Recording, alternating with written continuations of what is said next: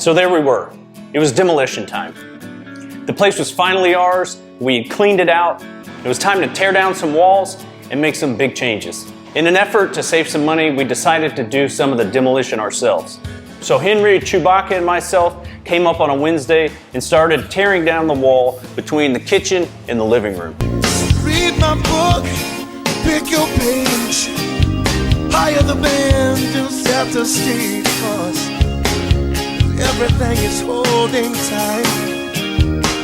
Everything is feeling right, and I'll say bye-bye to the day. Now, I'm not going to name names, but things tend to move pretty slowly when one of your guys only works in stop motion. Bye-bye to the dancing girls. Bye-bye. So I came back up that Friday to finish out the wall. Now, we knew we wanted to relocate that kitchen sink. So on Saturday, Richard and I came up to deal with this thing. Now, this thing was wild. Whoever built it decided that it should be able to withstand a direct blow from a cruise missile.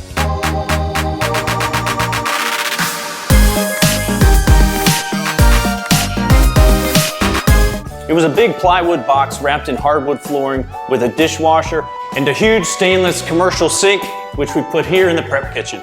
Anyway, this thing was a tank, and so it took a little time breaking it down.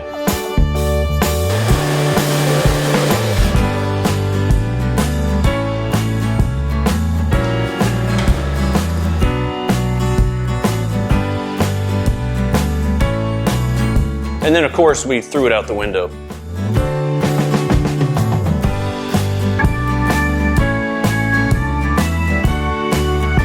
Once that was finished, we moved everything out of the kitchen, and it just opened this place up. It connected the two rooms and just made a huge difference.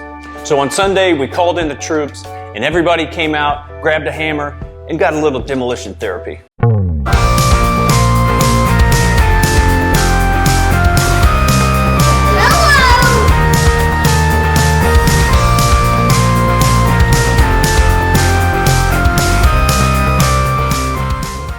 After a full week of working at it, we had demoed about 500 square feet of the 6,000 that we needed to do.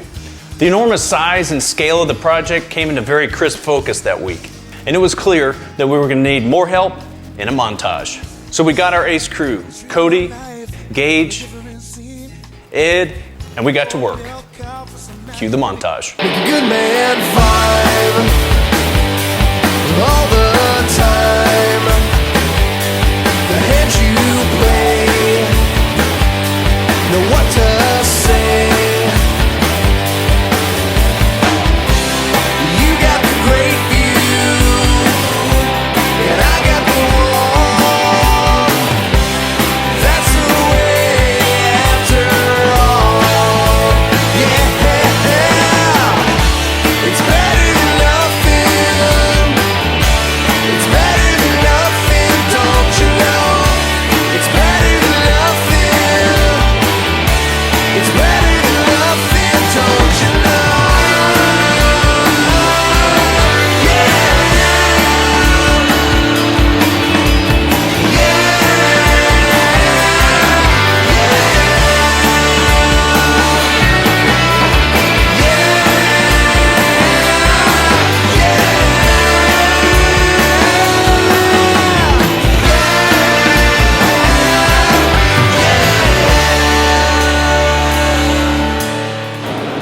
There's no question it's a mess in here right now.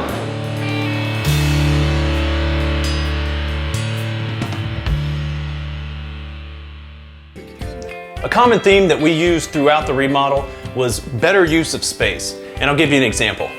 In the first bedroom behind the kitchen, a large portion of that bedroom was taken up by this hall closet.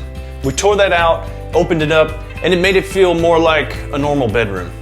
This bedroom also had an awkward, kind of tight shotgun closet, which was directly behind the first bathroom. There was barely enough room for a sink and a toilet before you're standing in the shower. And you can see how tight that bathroom was. So we knocked out the closet behind the bathroom, and then we took this shower out, and it opened up to this nice, spacious bathroom. Once we had everything stripped down to the studs, we went room to room and roughed out our ideas for the place. Now would probably be a good time to go back and watch what we came up with. On the next episode, we'll talk about the great outdoors. Some of the most dramatic changes we did were out back. As always, if you want to follow the day-to-day, check out the Instagram feed. You can rent this place for yourself, and I'll also put that VRBO link in the description. So we'll see you next time on the Island House.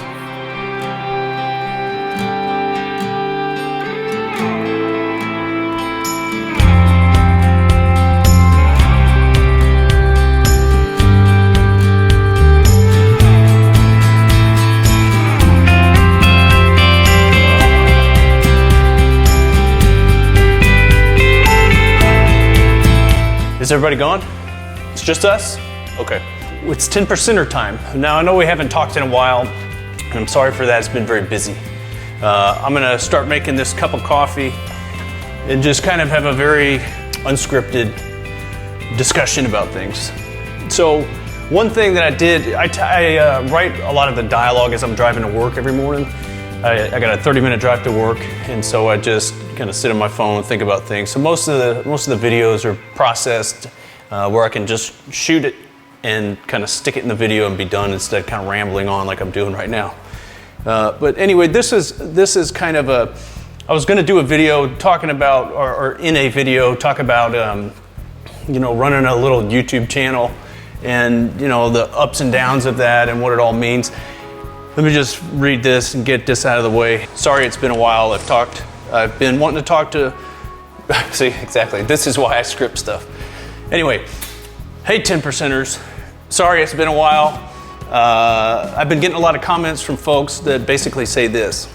I think it was blank, but a lot of people are always saying, how come you only have 10,000 subscribers or 15,000 subscribers or however many I have? It's like it's a total shame. This is absolute criminal that you only have as many as you do. And you hear that enough that it kind of makes you wonder, like, am I doing something wrong, or am I, and for a while there, I was wanting to churn out more and more videos. There was a point at which I told my wife I want to try to make more money on YouTube than in urology, which I don't believe. I firmly believe there was a point at which, that I was going to make a lot of money on YouTube. When I first started YouTube, I had no idea you could even make money doing it. It was, I was just making little videos that I enjoyed, and mostly they're about duck hunting. And then the spring came along and I did that reclaimed wood shop video, and people really responded to that and liked it. And then it kind of just took on a life of its own. Louisiana River Builds started to happen. There's no way this is gonna work. If I get going fast enough, any of this will fly. You're out here. Here we go. Ready. Here's the camp. Wow. Ugh. Oh my. And I started to see, wow, you can make money. I'll be totally transparent. I make about, I think 100, AdSense just dropped a check, it was like 150 bucks. And I think the biggest month I ever had was like 350. And so, it's a whole lot of work and a whole lot of time doing these things. And,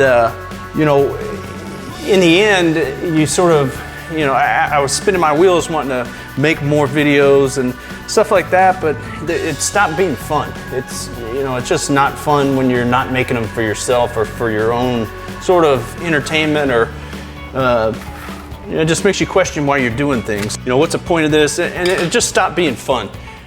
So more recently, you probably noticed I haven't been making as many videos, and this is pretty much why. I started this channel about 5 years ago as a video diary before I knew there was such things as subscribers or monetization or any of that. And it's grown into what it is, but I still focus on quality over quantity. And that's true. I can't stand to put out some crap that's no good. It's gotta be interesting or entertaining. I wanna be able to look at all my videos and think, man, that was pretty neat what I did there, and that was worth doing. People put out a lot of crap. And that's really the key I found to YouTube, is that if you're putting out something daily or weekly even, you get more subscribers and YouTube promotes you because you are feeding the monkey. You're constantly giving content which draws people to YouTube, which they appreciate, and so they will then promote you. And I don't do that. I tried for a while, but it's just, I'm a damn urologist. I've got 2 kids, and watching them, walk past, me in my office, and I'm sitting there editing a video as my kids grow up, kind of, and I don't get to see it. You know, at some point in the past few months, I've been like, man, screw that. You know, this can wait. I'm gonna do this on my time and when I enjoy it. So I make videos because I enjoy the process. The subscribers and the very small amount of money is nice validation for the work, but the biggest reward for me is being able to make a great video that entertains me, that's interesting to watch. So because of that, sometimes there are a few weeks between videos, but that's because I won't put it out there until it's worth watching. Anyway, let's make some coffee, shall we? You gotta be careful, or it'll start spitting at you towards the end. So that's how I make my coffee every single morning. I drink a huge cup of caveman coffee, and it's really, really concentrated. This is basically espresso. So just pour some milk, and drink that, and drive to work every day. So anyway, that's kind of the unscripted version of what I do. If you ever have any questions about how I do any of this, or want to see something or whatever, I enjoy when there's interaction. A lot of times I'm just so damn busy, I don't get to chat a whole lot. But anyway, I appreciate the guys out there who've watched and enjoyed. There's still several more island episodes. I'm going to talk about how we did this kitchen island, which I think turned out pretty awesome. You know, this is some of that reclaimed wood. There's part of that little lamp guy, but this is some of the reclaimed wood that we pulled out of a house in I think it was episode 2, reclaiming wood for the island series. All right, so that's it. We'll see you guys next time.